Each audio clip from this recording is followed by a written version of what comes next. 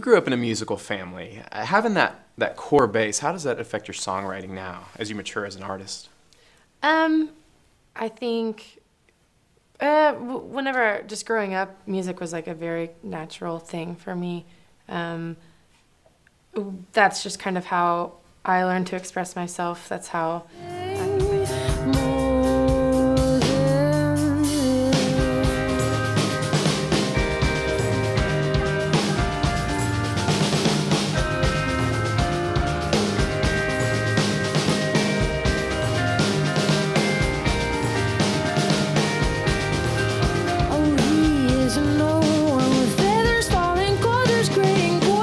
is tired from his thorns, and look in his black eyes of the dozen storm. The minute they leave my mouth, my spirit dies.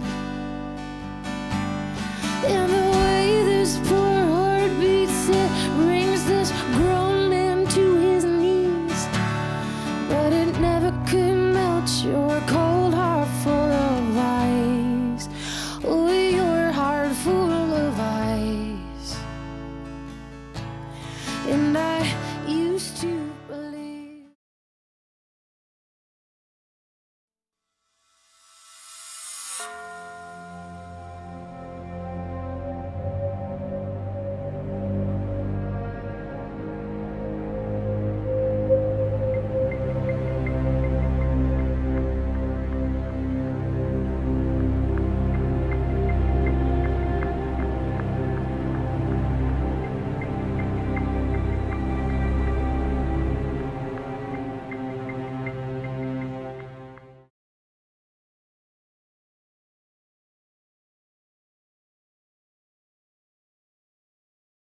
Rotary has absolutely changed my life. In my professional career, I didn't get invited to join a Rotary Club until I was 32. But the opportunities that I have had to work with other people, to impact other people, to change other people's lives through Rotary has definitely had a positive impact on my own life, because I've always said, no matter how much I give to Rotary, I always get more in return, and I'll always be behind the curve. I will never be able to repay Rotary for what I've gotten out of it, but I want to continue to try.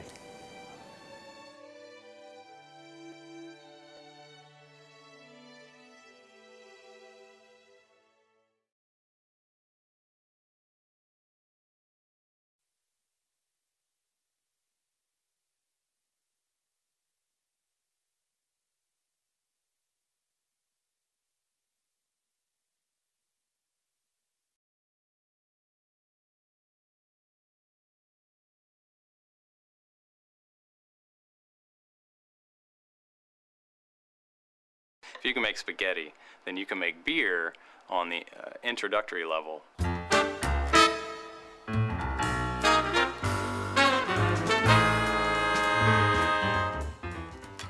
The reason I make my own beer is I'm getting practice, because when I graduate, I want to try to open up like a brew pub and be able to make my own beer there and serve it. And so kind of got to get the art down before I start doing that.